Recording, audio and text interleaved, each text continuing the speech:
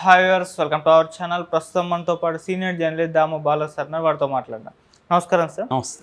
Sir, Chandrababu Naidu గారి కోసం కేటాయించిన హెలికాప్టర్ ఒకటి పూణేలో కూలిపోయింది అని అంటున్నారు సార్. సో ఇప్పుడు ఈ కూలిపోవడం అనేది చంద్రబాబు నాయుడు గారి భద్రత పైన అందరికీ దృష్టి పడింది. భద్రత సరిగ్గా లేదు అన్న ఒక నరేషన్ బయటకు తీసుకొస్తున్నారు. మరి ఆ ప్రమాదం అది ఏ విధంగా జరిగింది? ఇప్పుడు చంద్రబాబు నాయుడు గారి భద్రత గురించి మీరేం చెప్తారు సార్?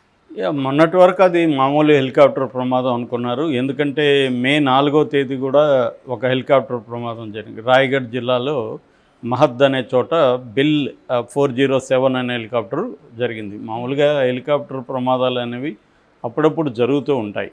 ఈ మధ్య ఏంటంటే ప్రైవేటు సంస్థలు బాగా పెరిగాయి. హెలికాప్టర్లు ప్రైవేటు వ్యక్తులకి ఇవ్వడం, ప్రైవేటు సంస్థలు హెలికాప్టర్ని అద్దెకి ఇవ్వడం అనేది బాగా పెరిగింది. ఎందుకంటే టూరిస్ట్ ప్లేస్లు కావచ్చు, లేకపోతే కొంతమంది దాన్ని వాడడం అనేది బాగా పెరిగింది. సో ఇప్పుడు మొన్న పూణేలో పాడ్ అనే ఒక విలేజ్ దగ్గర ఈ హెలికాప్టర్ ప్రమాదం జరిగింది. ఇది ముంబై నుంచి హైదరాబాద్ వస్తుంది. సో సడన్గా దాన్ని ఎవరో వీడియో తీశారు. అక్కడ దగ్గరగా ఉన్న పిల్లలు హెలికాప్టర్ సరదాగా దగ్గరికి కొద్దిగా భూమికి దగ్గరగా వచ్చేసరికి వాళ్ళకి ఇదయ్యి తీస్తూ ఉంటే అది సడన్గా కూలిపోయింది. సో అది అప్పుడు ఆ వీడియో వైరల్ అయింది దేశవ్యాప్తంగా. అయితే ఇప్పుడు నిన్న తెలిసిన విషయం ఏమంటే అసలు ఆ హెలికాప్టరు హైదరాబాద్కి ఎందుకు వస్తుందంటే చంద్రబాబు కోసమే వస్తుంది, చంద్రబాబు దాన్ని తెప్పించాడు అన్న వార్త నిన్నటి నుంచి వైరల్ అవుతుంది. సో చంద్రబాబు కోసం వచ్చే హెలికాప్టరు కూలిపోవడంతో ఒక్కసారిగా ఆందోళనలు జనాల్లో వచ్చాయి, ముఖ్యంగా తెలుగుదేశం వర్గాలు. సో అసలు ఎందుకు కూలిపోయింది ఏంటి అనేది ఇప్పుడు ఇక్కడ క్యూరియాసిటీ. అదేదో వచ్చినాక చంద్రబాబు ఉన్నప్పుడు కానీ ఇదే ప్రమాదం జరిగితే చాలా ఇబ్బంది కదా అనేది ఇప్పుడు అందరినీ ఆందోళనకు గురి చేస్తున్న అంశం. అయితే ఆ హెలికాప్టర్ ఎవరిది అని చూస్తే దీని పేరు గ్లోబల్ వెక్ట్రా అనే కంపెనీ అన్నమాట. అగస్టా వెస్ట్లాండ్ ఈ హెలికాప్టర్ పేరు AW139 అనమాట. సో ఇది గ్లోబల్ వెక్ట్రా అనే ఒక కంపెనీ దగ్గర వీళ్ళు ప్రైవేట్ ఏవియేషన్ కంపెనీది, వాళ్ళకి వీళ్ళు ఆర్డర్ ఇచ్చినట్టుగా ఉన్నారు. ఇది వచ్చింది. దీంట్లో ఆ కూలిపోయిన టైంలో క్యాప్టెన్తో పాటు 3 ఉన్నారు, అంటే మొత్తం 4 ఉన్నారు. 4కి సివియర్ గాయాలేం కాలేదు. ఒక క్యాప్టెన్కి మాత్రమే కొంత గాయాలయ్యి అతను హాస్పిటల్లో ఉన్నారు. మిగతా వాళ్ళ కండిషన్ స్టేబుల్గా ఉంది. సో ప్రాణాపాయం అయితే ఏం జరగలేదు. అంటే దీని మీద ఆల్రెడీ DGCA అంటే director general of civil aviation department ఉంటుంది. వాళ్ళు దీని మీద ఆల్రెడీ ఇన్వెస్టిగేషన్ స్టార్ట్ చేశారు.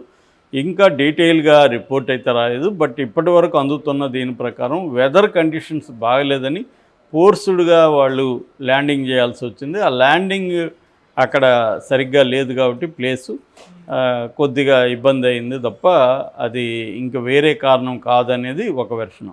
అయితే ఇప్పుడు ఇక్కడ తెలుగులో వాళ్ళు చెప్తున్నది ఏమంటే చంద్రబాబుకు సంబంధించిన సన్నిహిత బ్యాచ్ ఇది 16 సంవత్సరాల ఓల్డ్ అయిన హెలికాప్టరు. ఇది ఆల్రెడీ దీన్ని వాడకూడదు, అయినా వాళ్ళు వాడుతున్నారు పర్మిషన్లు తెచ్చుకొని. మరొక ఇదేంటంటే ఐరనీ అంటాం. ఐరనీ ఏంటంటే మన రామ్మోహన్ నాయుడే ఏవియేషన్ మినిస్టరు. సో మరి తెలుగుదేశం వాళ్ళు ఇప్పుడు చర్య తీసుకోవాలంటే ఆ ఏవియేషన్ కంపెనీ మీద, గ్లోబల్ వెక్ట్రా మీద చర్య తీసుకోవచ్చు. ఇలాంటి హెలికాప్టర్ని చంద్రబాబుకు మీరు పంపిస్తారా అనేది. ఒకవేళ దీని వెనక ఉన్న కుట్ర కోణం ఉందా? ఎందుకంటే ఇప్పుడు మనకు ఆల్రెడీ ఒక రాష్ట్ర ముఖ్యమంత్రిని మనం హెలికాప్టర్ ప్రమాదంలో కోల్పోయినాం.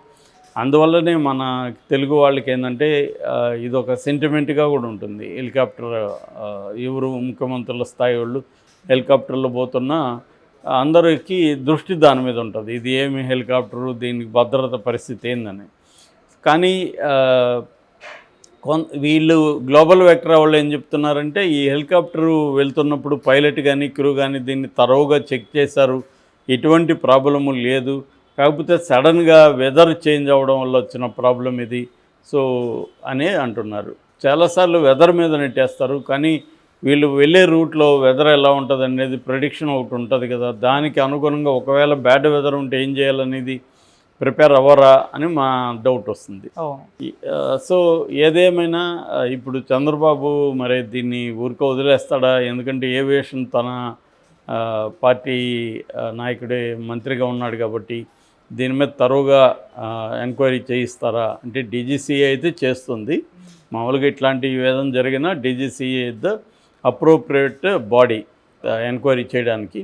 సో చేసిన తర్వాత మరి వాళ్ళ మీద ఏమైనా చర్య తీసుకుంటారనేది చూడాలి. అంటే ఏవియేషన్ కంపెనీ ఇది వాళ్ళ నెగ్లిజెన్స్ అయినా లేకపోతే ఏమైనా కుట్ర కోణం ఉందా, ఇవన్నీ కూడా బయటికి రావాల్సి ఉంటుంది. లేదు వీళ్ళు చెప్పినట్టు నిజంగానే వెదర్ కండిషన్ వల్లనే ఫోర్స్డ్ ల్యాండింగ్ వల్లనే ఇది జరిగిందా అనేది చూడాలి. ఎందుకంటే వరల్డ్ వైడ్గా కూడా హెలికాప్టర్ ప్రమాదాలు అనేవి బాగానే పెరుగుతున్నాయి. ఎప్పుడైతే ప్రైవేట్ వాళ్ళకి ఇచ్చారో ప్రైవేట్ వాళ్ళు ఏం చేస్తారు, వాళ్ళకి కక్కుర్తి ఖచ్చితంగా ఉంటుంది. వాళ్ళు గవర్నమెంట్ ఏజెన్సీల దగ్గర మ్యానిపులేట్ చేసుకొని లైసెన్సుల్ని కంటిన్యూ చేసుకొని సరిగ్గా లేని ఇది కూడా నడుపుతూ ఉంటారు. వాటిని ఏవో రిపేర్లు చేసి నడుపుతుంటారు కక్కుర్తికి వెళ్ళి.